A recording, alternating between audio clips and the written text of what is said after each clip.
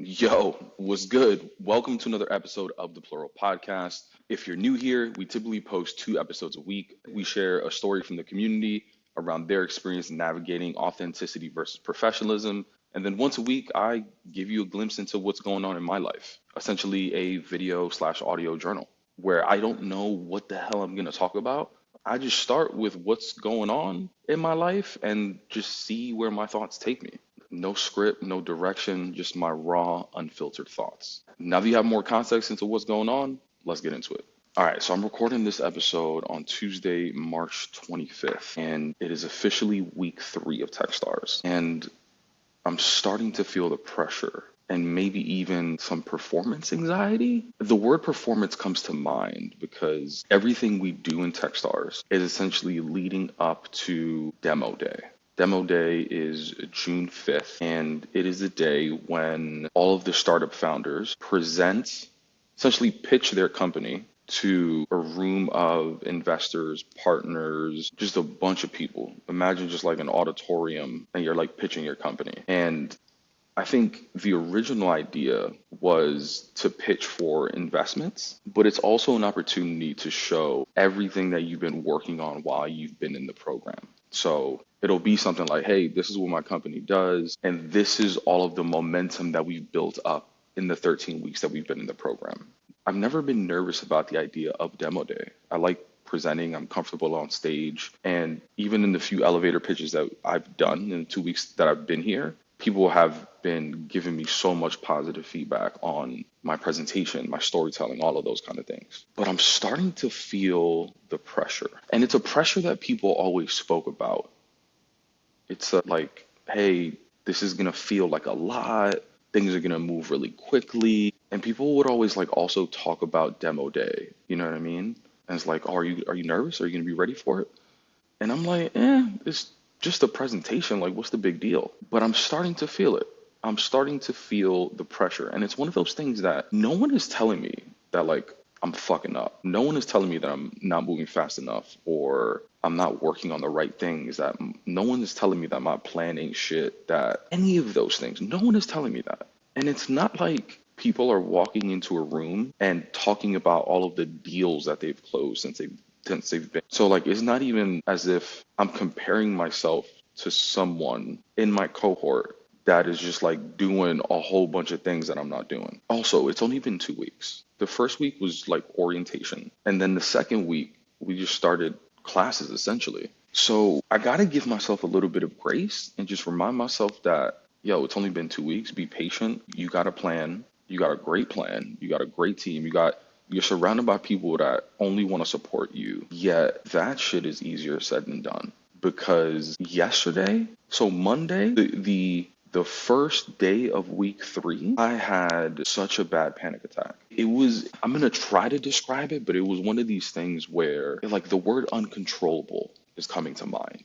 That's what it felt like. If it felt like my stomach was kind of like tensing up, getting bloated, and I just felt like full. So I guess full in the sense of like, I'm not even hungry right now, despite not eating any, like, I skipped breakfast, damn near skipped lunch. I just wasn't hungry. I guess my stomach was full of anxiety, as weird as that sounds. But then my heart, I just felt it just like bumping really quickly. I don't know. I don't know how to describe it, but I did have some calls that day. And I remember being on the call and just not being able to concentrate. Like I was on the call, but I felt like my mind was anywhere but the call. Like during the call, I remember telling myself like, P, you should just cancel this meeting. Even as I was talking, my inner voice was telling me like, yo, are you listening to yourself? Like you sound so fucking dumb right now. That's what my inner voice was telling me. It was like, yo, you sound so fucking dumb. So imagine I'm having a conversation with someone, but I'm also having a conversation with myself at the same time. And it was like that all day. There was just like so many thoughts running through my head about how I ain't shit, I'm not doing enough, I'm not working hard enough, and make Monday count. That's what my brain was telling me. And it was one of those things that it was impossible. It felt impossible to shut up. But it's also one of those things that I'm like, P, you know what you need to do to make yourself feel better, right? So I went outside. I got some coffee, sat outside, for a while. I told myself, if you just let out all of your thoughts, maybe you'll feel better. If you go outside, maybe you'll feel better. You know what? Treat yourself, P. Go get some delicious ass food. Take your time, just relax. But it is so much easier said than done sometimes. And I kept hearing this voice in my head say, those lines about like, yo, sleep is the cousin of death. You'll sleep when you sleep when you sleep when you're dead. Like, push through it, like work through it. Um, it's Monday, make Monday count. You only got 13 weeks here. Well, like 10 now, right? It's week 3. Like those first 2 weeks are done. Like I kept hearing this voice essentially tell me like, you're not gonna be in Tulsa forever. Take advantage of the time that you do have here and make shit happen. That's what I was telling myself. I kept telling myself that. And I knew what I needed to do, but it was so hard to just like start. And so weird, but there was this one thing that I just couldn't get out of my head. And it was the name of the company, right? Plural. So the name of the company has been taking over my mind. Like you ever hear people say like, yo, what keeps you up at night? The name of the company keeps me up at night. There are so many people that are just like, how do you pronounce it? And they just like pronounce it a bunch of different ways. And I constantly think about like rebranding the company, like the name of the company, to something that is more easily pronounced. And it's just been bugging me for so long that I can't even concentrate sometimes. That's been bugging me. And then another thing that's been bugging me is my strategy to grow the company, like the clients I should be going after. I think I've been overwhelmed with the amount of opportunity that's out there. Like with building a digital health company focused on mental health, like if you think about the market, the audience, the customers, shit, everybody could use it. Schools, the government to pay for partnering with the Department of Health, there's partnering with corporates. All right, even if I partner with corporates, like how much do I charge? Do I go through the insurance and make the insurance to pay for it? Like I've been overwhelmed with the amount of opportunities and directions that I can take this, on top of the fact that because I'm meeting with so many different people, everyone has an opinion on where you should take things. And it's not like they're telling me like, yo, if you don't do this, like you're dumb. No one's telling me that. It's just advice, guidance, recommendations. That's what people are here for. They're here to help me. But it's been overwhelming. And yesterday I just felt like I don't know, like I just hit a wall. It felt like I hit a wall. And it feels weird even complaining about this, or not complaining, but even like venting about this. My mind right now is telling me like, yo, you sound soft as hell right now. Like, oh, you couldn't control your mind, bro. That like, it feels weird saying this. It feels weird talking about it. It feels weird.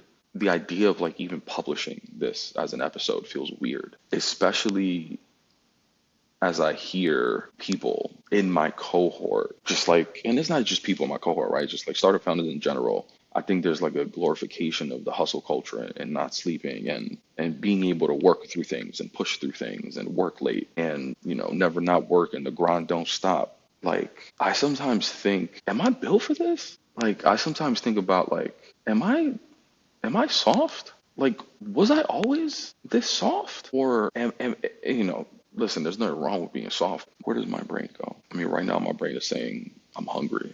I should probably eat something. But yeah, am I soft? Am I built for this? Here's where my brain was going. My brain was going to, or maybe I'm just more in tune with my body and my emotions, and I know when to shut shit down. The beautiful thing about being a founder is that I get to set my own schedule. If I'm not feeling it and my body is telling me like, yo, today may not be the most productive day, I can say, you know what? Today is going to be a thinking day. Today's going to be a day where I let my mind wander, and maybe it's a creative day. Maybe I can just do something. Maybe I can learn. Maybe I can watch a YouTube video. Maybe I can, whatever it is. And I had to force myself to just like take a nap, which I'm blessed to have the superpower of being able to sleep wherever. Like I could fall asleep on the spot. And that was after like 2 coffees, and I still like was able to fall asleep. What I told myself was like, all right, P, what's undefeated is you taking a nap, waking up and feeling better. That shit always works. But to be able to take a nap, I also had to cancel like 3 meetings that I had on my calendar. And it felt so unprofessional to cancel those meetings. It felt like, Pete, do you have, this is a story that I was telling myself, or at least my inner voice was telling me. It was like, Pete, they're not going to take you seriously. They're not going to, like, do you have the competence to be a CEO and push through these tough moments? That's what my inner voice is telling me. And one of the reasons that it feels weird talking about this or even like publishing this episode is because, listen, I'm going to continue fundraising, and maybe an investor will see this video and think, he's not tough enough. I can't invest in him, but I don't care, because we all have these days. We all have these moments. And I know that the people that do have these moments, you're going to see this, you're going to listen to this, and you're going to think like, oh shit, I'm not alone. Like, if I can make one person feel and or realize that they're not alone in these panic attacks and these uncontrollable feelings that put your productivity on pause, mission accomplished. That's fine. That's why I'm doing it. So that's fine. But I did have to cancel 3 meetings. And the other stories that I was telling myself was, I don't know, like, maybe I'm going to miss out on an opportunity to meet with that person. Maybe they're never going to reschedule that meeting. And I just emailed them and said like, hey, I'm not feeling well today. Can we reschedule? Here's the link where you can book a new time. Like, that's normal. People wake up not feeling well all the time. Like, if I had a fever, if I had COVID, if I had, a stomach virus, whatever it is that any different than like not mentally feeling well? Either way, you're not feeling well. Either way, you're not in the best state to take a call. Either way, you're not in the best state to work, to be productive. Yet, why in my brain do I say that one is a valid excuse or reason to cancel a call versus the other? And the other is the mental one. Like, my brain was telling me that not feeling well mentally is not an appropriate reason to cancel a call. But like, no one said that. I made up that story in my head about what is appropriate and what is not appropriate. It's bullshit. It's all bullshit. It's all bullshit. In fact, I also made up the story in my head that these people are not going to take me seriously, or they're never going to reschedule the call because I canceled and requested another time. That is not true either. I needed to put myself in their position and like ask myself, well, what if the roles were reversed? What if they sent me the same email that I sent them? They weren't feeling well and they had to reschedule.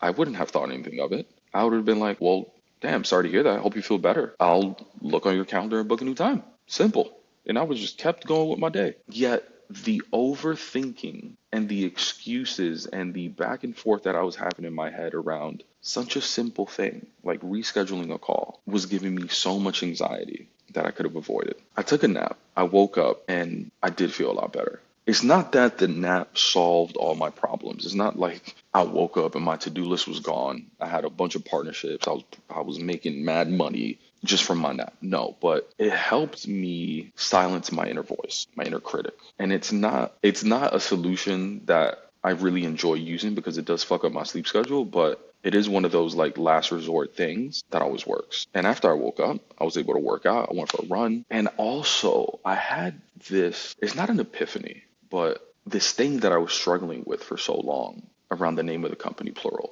The reason I hate it is because of the W that's in there. I really wanted the word plural without the W. It was taking, so I just put the W in there. A friend suggested it because he was like, oh, well, it has the word raw in it, right? Like, be you, be raw, be your most authentic self. Like that's kind of fire. Also, in Spanish, like it could still be pronounced plural.